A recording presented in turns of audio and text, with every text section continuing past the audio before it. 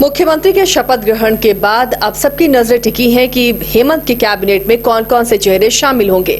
तो अलग अलग पार्टियां अपने अपने नामों को लेकर मंथन कर रही हैं कि उनके कौन से विधायक मंत्रियों में शामिल हो सकते हैं, मंत्रिमंडल में शामिल हो सकते हैं। लेकिन इन सब के बीच कांग्रेस कोटे से मंत्री कौन होगा, इस पर मंथन अभी भी जारी है। कई नाम हैं जो रेस में हैं। इसमें इरफान अंसारी हैं, दीपिका पांडे हैं, शिल्पी नेहा तिर्की हैं। उसके अलावा कई कांग्रेस के विधायक इस बार रेस में हैं मंत्री बनने के। लेकिन अब मंत्री का पद किसे मिल सकता है, कौन मंत्री बन सकता है, इस पर आला कमान को डिसाइड करना है। लेकिन जो खबरें मिल रही हैं, इस बार हो सकता है कि नए चेहरों को मंत्रिमंडल में मौका मिले। हमारे सहयोगी मदन हमारे साथ जुड़े हुए, उनसे जानते हैं कि कौन से ऐसे नाम हैं जो मंत्रिमंडल की लिस्ट में शामिल हो सकते हैं। मदन, कांग्रेस कोटे से अगर मंत्रियों के नाम की बात करें तो क्या लग रहा है, किसे मौका दिया जा सकता है? देखिए, कांग्रेस कोटे से फिलहाल एक नाम पर तो सहमति बनती हुई दिख रही है, जिसमें कि जो सबसे वरिष्ठ नेता हैं रामेश्वर उरांव जी, उनके नाम सबसे आगे है। लेकिन फिलहाल जो चीज़ें निकलकर सामने आई है उसमें ये है कि पूरे सरकार का फोकस ये है कि इस बार अधिक से अधिक नए चेहरों को मौका दिया जाए। इसी पर मंथन करते हुए जो कांग्रेस के प्रदेश अध्यक्ष हैं वो आखिरी वक्त में भी मुख्यमंत्री हेमंत सोरेन से मिलने पहुंचते हैं और वहाँ एक डिस्कशन करके एक फॉर्मूला लेकर के वो दिल्ली रवाना होते हैं और दिल्ली पहुंचकर फिर अपने केंद्रीय नेताओं से बातचीत कर आखिरी मुहर लगाएंगे नाम पर। वहीं दूसरी तरफ अगर आप देखें तो कांग्रेस कोटे के जो मंत्री के दावेदार के तौर पर अपने नाम को आगे लाना चाहते हैं वो तमाम विधायक दिल्ली में कैंप किए हुए हैं। अपने जो जान पहचान के या बड़े नेता है उनसे एक तरह से अप्रोच में लगे हुए हैं। तो ये हम कह सकते हैं कि कांग्रेस कोटे से भी नए चेहरों को मौका मिल सकता है। हालांकि जो दो बड़े नाम थे पहले, बन्ना गुप्ता, बादल पत्रलेख या फिर ये कहें आलमगीर आलम, हालांकि उनकी पत्नी जीत कर आई है चुनाव, लेकिन ये दो चेहरे जो हैं वो आउट हो चुके हैं। बन्ना गुप्ता चुनाव हार चुके हैं, बादल पत्रलेख चुनाव हार चुके हैं। तो नए चेहरे जो जीत कर आए हैं उसको मौका मिल सकता है। पहले भी आपने देखा था कि कांग्रेस कोटे से जो मंत्रियों के नाम आ रहे थे वो फेरबदल के लिए भी कई नाम जो है चर्चा में थे कि चुनाव से पहले मंत्रियों के चेहरे बदले जा सकते हैं। तो वो नाम जो है फिलहाल रेस में है। कुछ दिनों मदन, आधार क्या होगा? अगर मान लीजिए नए चेहरों को भी मौका दिया जाएगा तो उसमें आधार क्या रखा जाएगा? क्या अपने क्षेत्र के हिसाब से या जातिगत समीकरण को साधते हुए हिसाब को देखते हुए नाम तय किए जाएंगे? देखिए, पहला आधार तो जातिगत समीकरण होता है। दूसरा आधार क्षेत्र होता है कि जिस क्षेत्र से एक भी मंत्री नहीं है तो वहाँ किसी न किसी उम्मीदवार को जो है एक तरह से मंत्री पद का जिम्मा दिया जाता है।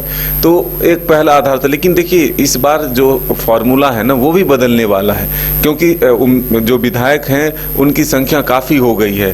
पहले जो थे वो 40 और 41 के लगभग थे, 42-43 के थे, और अब 56 विधायक अगर इंडिया गठबंधन की जीत के आ गए हैं तो सीटों का फॉर्मूला मंत्री के लिए जो है वो बदला हुआ नजर आ रहा है। जो चीज़ें निकल कर सामने आई, हालांकि आखिरी फैसला जो है वो नेता लेंगे और इसके लिए अधिकृत जो है मुख्यमंत्री हेमंत सोरेन को ही किया गया है कि वो 4-1 का फॉर्मूला रखते हैं या फिर 5-1 का फॉर्मूला रखते हैं। जेएमएम की तरफ से जो चीज़ें निकल कर आई है उसमें ये कहा जा रहा है कि 5-1 का फॉर्मूला रखा जाए। तो इसमें आरजेडी के पत्ते साफ हो जाएंगे, वाम दल के पत्ते साफ हो जाएंगे, कांग्रेस के मंत्री जो हैं वो कम हो जाएंगे और इसका सीधा लाभ जो है वो जेएमएम कोटे के विधायकों को मिल सकता है, क्योंकि सबसे अधिक 34 विधायक उन्हीं के पास है और 16 विधायक लगभग कांग्रेस के पास हैं और 2 विधायक जो हैं वो वाम दल के हैं, 4 विधायक जो हैं वो आरजेडी के हैं। तो ऐसे में सबसे ज़्यादा फायदा अगर इस फॉर्मूले में मिलेगा तो वो जेएमएम के विधायकों को मिल सकता है। तो अब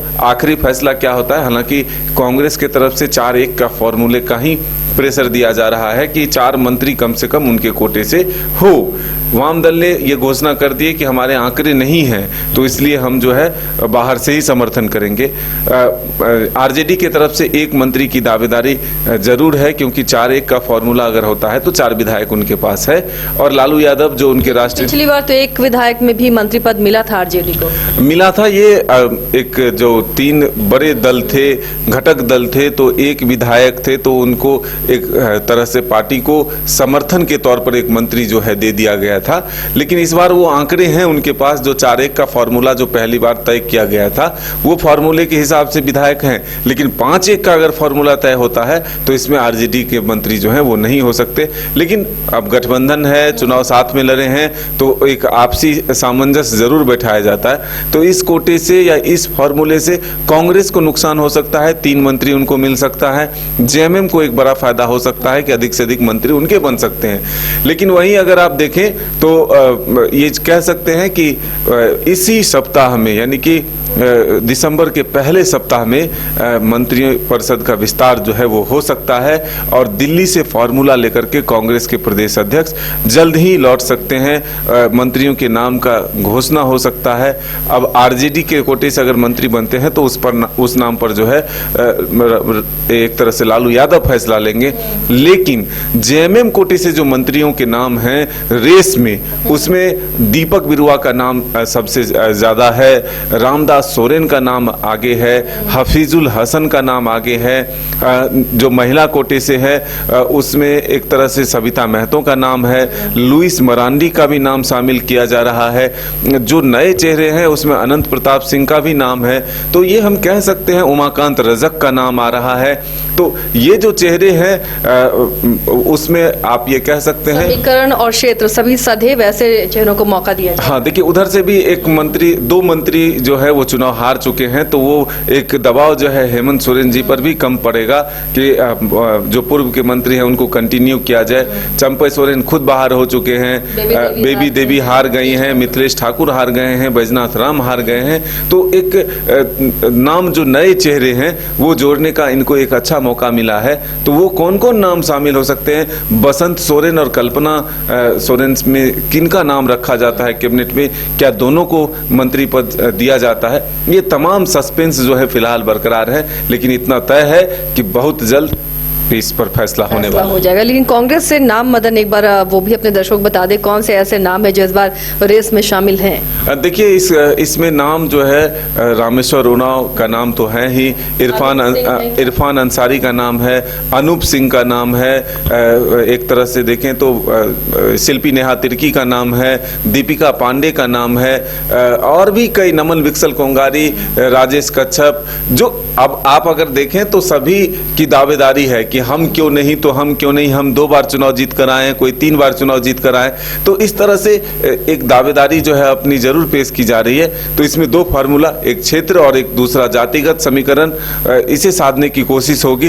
तो इसमें कौन फिट बैठता है ये देखने वाली बात होगी। चलिए, तो कई नाम हैं और लगातार कांग्रेस के जो विधायक हैं वो भी अपनी लॉबिंग कर रहे हैं, दिल्ली में मौजूद हैं, जिन्हें मंत्री पद की लालसा है और लगातार वो भी दबाव बना रहे हैं आलाकमान पर कि उनके नाम पर सहमति बने। इधर जेएमएम से भी कई नाम सामने आ रहे हैं। अब जेएमएम ने भी तय कर रखा होगा किसे मंत्री पद दिया जाना है, बस अंतिम मुहर ही बाकी है। आरजेडी भी अपने मंत्री पद को लेकर लगातार विचार विमर्श कर रहा है। तो जल्द ही दिसंबर के पहले सप्ताह में ही मंत्रियों के नाम भी सामने आएंगे, उनका शपथ ग्रहण भी आपको हम सीधे दिखाएंगे। आप देखते रहिए न्यूज़ 22 को।